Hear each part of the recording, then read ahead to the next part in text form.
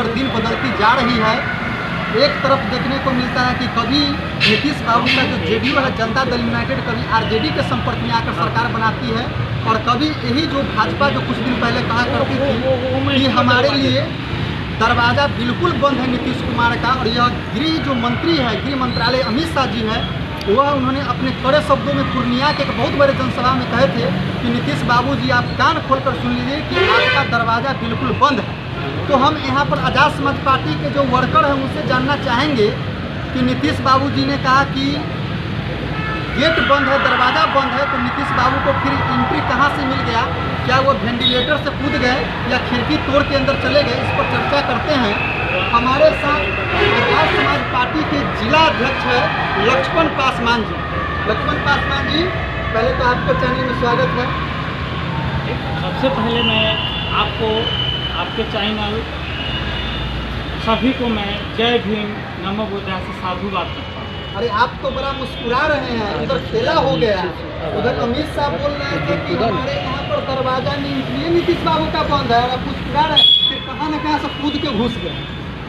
तो बता दूँ आपको, कूद कर घुसे हैं नीतीश बाबू को मैं अपने शब्द से क्या कहूँ, हमको खुद समझ नहीं आ रहा। जो नीतीश कुमार बाबू ने कहे थे कि मैं मर जाऊंगा, दफन हो जाऊंगा, लेकिन मैं बीजेपी में नहीं जाऊंगा, तो मैं नीतीश बाबू से कहूँगा कि आपको तो क्या कहूँ, शर्म होना चाहिए। आप एक पूरे बिहार के मुखिया, यानी कि आप एक मुख्यमंत्री जो होता है पूरे बिहार का मालिक होता है, पूरे बिहार को चलाना है, आप किस मुंह से बोलते हैं कि मैं मर जाऊंगा, दफन हो जाऊंगा, लेकिन मैं बीजेपी में नहीं जाऊंगा? आप किस मुंह से 9वीं बार शपथ लिए? आपको कोई नाम दिया है पलटू चाचा, पलटू राम, गलत नहीं कहा है।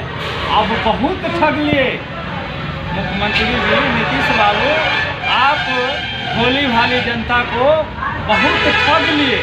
अब आपके लिए पूरे जनता जो है, बिहार के जनता आपके लिए दरवाज़ा बंद कर दिया है। जिधर जाइएगा आपको पलटू चाचा के नाम से बुलाया जाएगा, अब बड़ी गलत शब्द के इस्तेमाल किया जाएगा आपके साथ। और तो इंडिया गठबंधन तो उनको प्रधानमंत्री का चेहरा फेस करवा रहे थे, तो आपको लगता है कि नरेंद्र मोदी का चेहरा हटा के भाजपा वाला कहीं उतार दे नीतीश बाबू को चुनाव में? अरे उनका जो स्थिति है ना, प्रधानमंत्री क्या, जो अपना छवि बना लिए, उससे हो सके आने वाला कल वार्ड परिषद और वार्ड ये सदस्य नहीं बन सकते, जो उनका अपना छवि है। आप देखिए सारे न्यूज़ चैनल वाले सारे बच्चे लोग जो हैं क्या नहीं बोलता है, उनको तो शर्म होना चाहिए कि बिहार के मुख्यमंत्री के बारे में ऐसे पूरे मेरे समाज, पूरे बिहार के समाज गलत शब्द बोलता है। उनको तो मुंह नहीं दिखाना चाहिए, कहीं ना कहीं छुप जाना चाहिए। वो कह रहे हैं कि हम तो आरजेडी के शासनकाल में थे तो हमको असहज महसूस हो रहा था, इसलिए हमने पाला बदल दिया। और हम पलटी का हमारे आरजेडी पलटी मार दिया। आरजेडी तो कितने दिन रहा है, जो आरजेडी जो है बहुत अच्छा काम किया है पूरे समाज के लिए।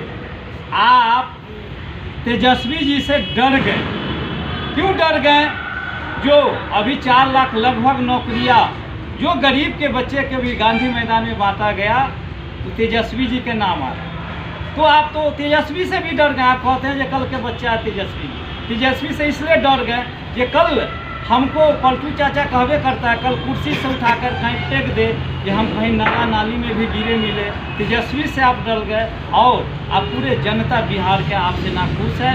आप जाइएगा तो आपको क्या स्वागत जनता करेगा, सिर्फ जनता ही आपको बताएगा। हम आपसे जानना चाहते हैं कि इस बार के जो विधानसभा चुनाव है और सबसे तो बड़ी लोकसभा का चुनाव है, तो लोकसभा चुनाव में आज़ाद समाज पार्टी अपना क्या रणनीति तय करेगी? जिस प्रकार से राजनीतिक में भूचाल आया हुआ है, उठा पटक चल रहा है, जहाँ पर एक तरफ आरजेडी है, जेडीयू है, और एक तरफ 6 पार्टी का गठबंधन चलेगा, एक तरफ लेफ्ट के गठबंधन चल रहा है, उसमें आज़ाद समाज पार्टी अपने कैंडिडेट को किस प्रकार मजबूत कर रही है, किस तरह से उतारने का इस बार प्रयास करेगी? देखिए, ऐसे मैं आपको बता दूं, आज ही हम लोग अभी हाजीपुर के पासवान चौक और चौरसिया चौक के बीच में है।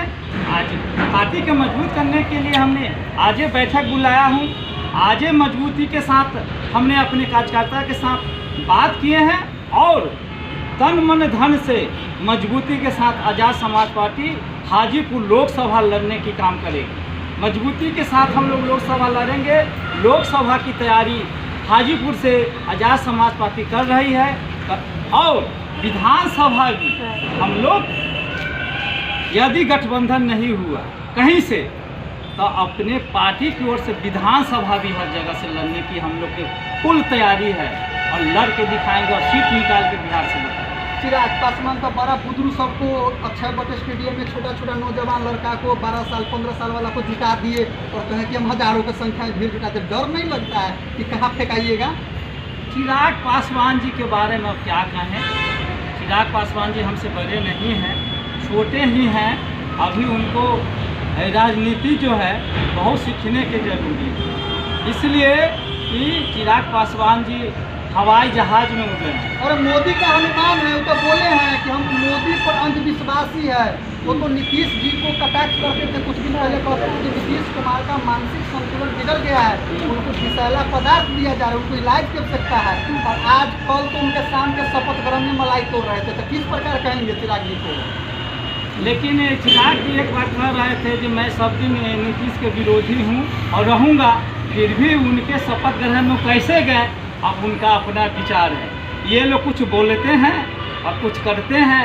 अब क्या कहें, ये कुर्सी के लालच में क्या क्या झूठ बोलेंगे, इस पर तो उनके बारे में मैं क्या कहूँ, मैं ज़्यादा शब्द नहीं बोलूँगा। लेकिन एक चीज़ मैं ज़रूर कहूँगा, चिराग भाई जी द्वारा जो आप बहुजन में एसी समाज से हैं, आपको मैं एक संदेश देना चाहता हूँ चिराग भाई, यदि इस चैनल को देखते हैं तो जो आप एक एसी समाज से हैं, बहुजन में एसी समाज से हैं, अभी भी कुछ भी नहीं बिगड़ा है। आप एसी हैं, एसी के बारे में बहुजन के बारे में सोचे और मोदी जी के हनुमान नहीं बने। जिस दिन हमारा एसी समाज समझ गया, कुछ समझ रहा है, जिस दिन समझने लगा उस दिन आपके लिए बहुत बड़ा प्रॉब्लम होगा चिराग भाई। इसलिए अभी से भी आपको मौका है कि आपने बीजेपी छोड़ के आपको जहां अच्छा लगता है बहुजन समाज के साथ से जुड़िए, ये आपका हाथ और सीट सब मजबूत होगा। न तो जो नीतीश जी के पूरे बिहार में रास्ता बंद हो रहा है, हो सके आने वाला कल आपका नहीं हो जाए। इसी के साथ जय भीम, नमो बुद्धाय साधु। आपसे जानना चाहते हैं कि क्या करिएगा, लोकसभा चुनाव करीब आ गया है, नीतीश की बार बार पल्ला पड़ रही है, तो आज़ाद समाज पार्टी कहाँ पर खड़ा है इसमें? पल्ला जो बदल रहा है, पल्ला नहीं बदल रहा है, वो बहुत बड़ा सीढ़ी लगाया हुआ है। पल्ला और खिड़की बंद होता है और धीरे से अमित शाह जी खोल देते हैं और ऊपर से चले जाते हैं। और रही आज़ाद समाज पार्टी की, तो पूरी मजबूती से, पूरी तैयारी से, पूरे उल्लासों से हम लोग हैं, लगे हुए हैं और लड़ेंगे। निश्चित है सीट। यह माना जाए कि इस बार कन्फर्म है कि आने वाला आगामी लोकसभा चुनाव में आज़ाद समाज पार्टी हाजीपुर लोकसभा से अपना कैंडिडेट देने जा रही है 100%। और यहीं का लोकल जो सब गरीबों और इसको काम आएंगे, उनके दरवाजे पे जाएंगे, काम आएगा।